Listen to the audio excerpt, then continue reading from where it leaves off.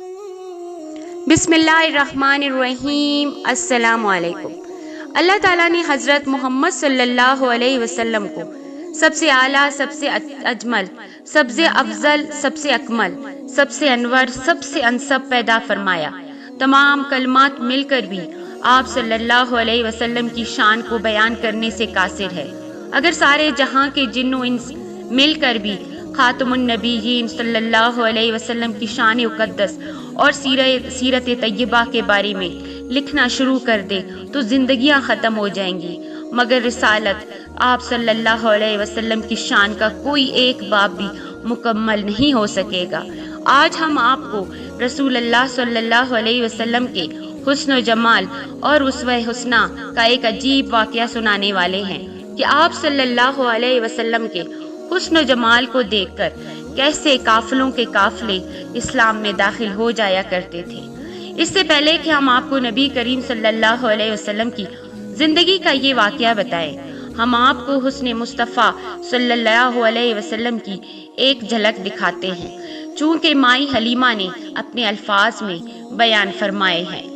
حضرت حلیمہ سعدیہ فرماتی ہیں کہ میں جب مکہ پہنچی تو حضور صلی اللہ علیہ وسلم کے گھر آئی تو میں نے دیکھا کہ جس کمرے میں حضور اکرم صلی اللہ علیہ وسلم تشریف فرما تھے وہ کمرہ سارا چمک رہا تھا۔ میں نے حضرت آمنہ سے پوچھا کہ آپ نے اس کمرے میں بہت سے چراغ جلا رکھے ہیں؟ تو حضرت آمنہ نے جواب دیا، نہیں، بلکہ یہ ساری روشنی میرے لخت جسم کے چہرے کی ہے۔ حلیمہ فرماتی ہیں کہ میں اندر گئی، حضور صلی اللہ علیہ وسلم کو دیکھا کہ آپ سیدھے لیٹے ہوئے سو رہے ہیں اور اپنی مبارک ننھی انگلیاں چوس رہے ہیں۔ میں نے آپ صلی اللہ علیہ وسلم کا حسن و جمال دیکھا تو فریفتہ ہو گئی اور حضور صلی اللہ علیہ وسلم کی محبت میرے بال بال میں رچ گئی۔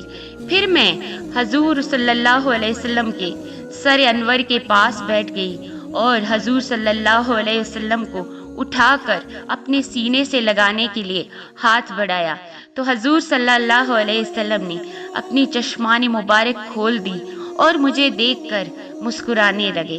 اللہ اکبر! میں نے دیکھا اس نور بھرے چہرے سے ایک ایسا نور نکلا جو آسمان تک پہنچ گیا۔ پھر میں نے حضرت صلی اللہ علیہ وسلم کو اٹھا کر بہت پیار کیا۔ پھر حضور صلی اللہ علیہ وسلم کو لے کر واپس چلنے لگی تو حضرت عبد المطلب نے ذات راہ کے لیے کچھ دینا چاہا تو میں نے کہا، حضور صلی اللہ علیہ وسلم کو پا لینے کے بعد اب مجھے کس چیز کی ضرورت ہے؟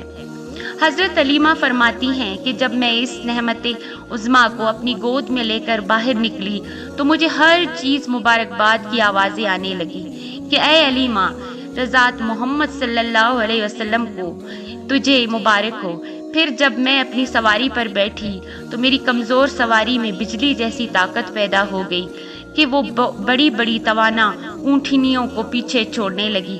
سب حیران رہ گئے کہ حلیمہ کی سواری میں یکدم یہ طاقت کیسے آ گئی؟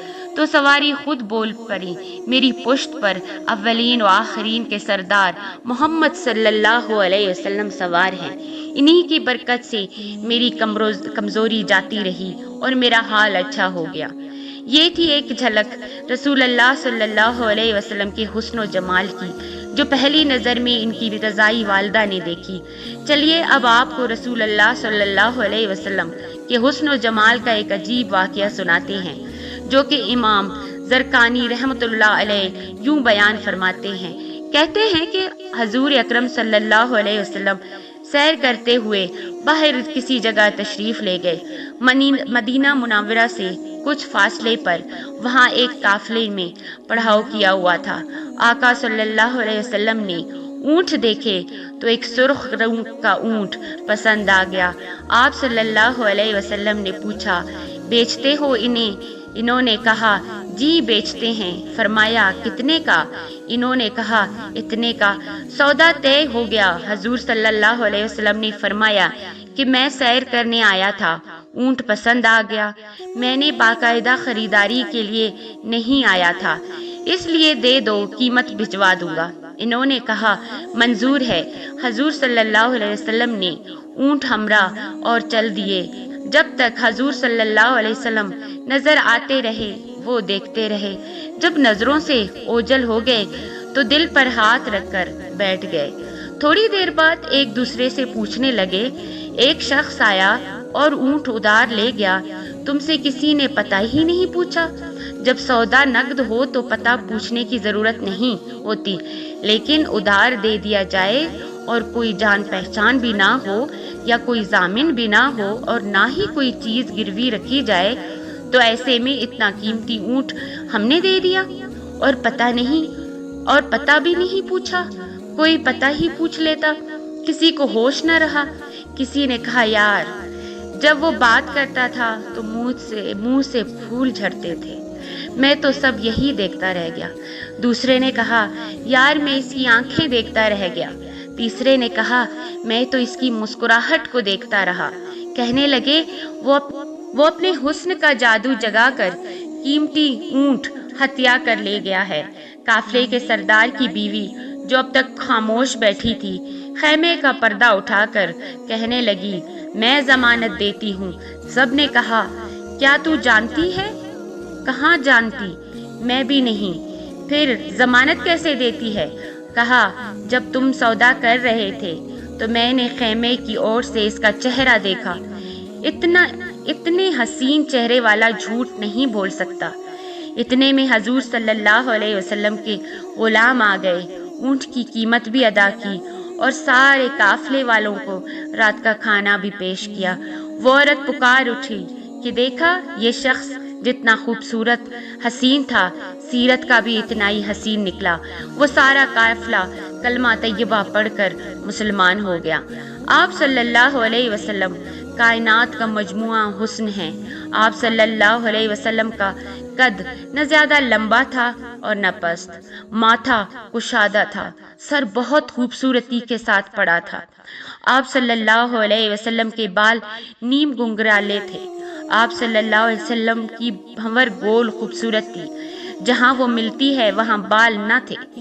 ایک رگ تھی جو کہ غصے میں بھڑکتی تھی۔ آنکھ مبارک کے بارے میں کہا گیا ہے کہ آپ کی آنکھیں لمبی، خوبصورت اور سرخ دوڑوں سے مزین تھی، موٹی اور سیاہ سفیدی، انتہائی سفید۔ آپ صلی اللہ علیہ وسلم کی پلکیں بڑی دراز، آپ صلی اللہ علیہ وسلم کی ناک مبارک آگے سے توڑا اٹھا اور نتنوں سے باریک ایک نور کا ہالہ تھا جو ناک پر چھایا رہتا تھا۔ آپ صلی اللہ علیہ وسلم کے ہونٹ انتہائی خوبصورت، تراشیدہ، تھوڑے تہانے کی چوڑائی کے ساتھ، دانت بڑے خوبصورت اور متوازی اور ان میں کسی قسم کی کوئی بے رتبی نہیں تھی۔ پہلے 4 دانتوں میں خلا تھا۔ جب آپ صلی اللہ علیہ وسلم مسکراتے تو دانتوں سے نور نکلتا ہوا سامنے پڑتا تھا۔ گال مبارک نہ چپکے ہوئے نہ ابھرے ہوئے، چہرہ 14ویں رات کے چاند کی طرح چمکتا ہوا گول تھا۔ داڑھی مبارک گھنی تھی۔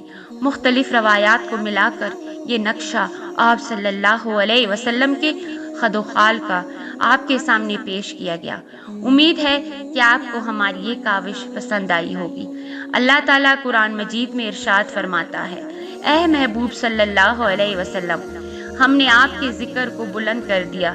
جس ہستی کا ذکر مولا کائنات بلند کرے، جس ہستی پر اللہ تعالیٰ کی ذات درود و سلام بھیج دے، جس ہستی کا ذکر اللہ الرحمن الرحیم ساری آسمانی کتابوں میں کرے، جس ہستی کا چلنا پھرنا، اٹھنا بیٹھنا، سونا جاگنا، کروٹیں بدلنا، کھانا پینا مومنین کے لیے باعث نجات، شفا، باعث رحمت، باعث ثواب، باعث حکمت، باعث دانائی ہو۔ نے آپ صلی اللہ علیہ وسلم کی ذات کو، کبریا کو مومنین کے لیے باعث شفاعت بنا دیا ہو۔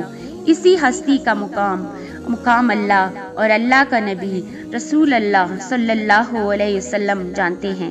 اللہ سے دعا ہے کہ اللہ پاک ہمیں رسول اللہ صلی اللہ علیہ وسلم کے ساتھ حقیقی محبت نصیب فرمائے۔ آمین ثم آمین۔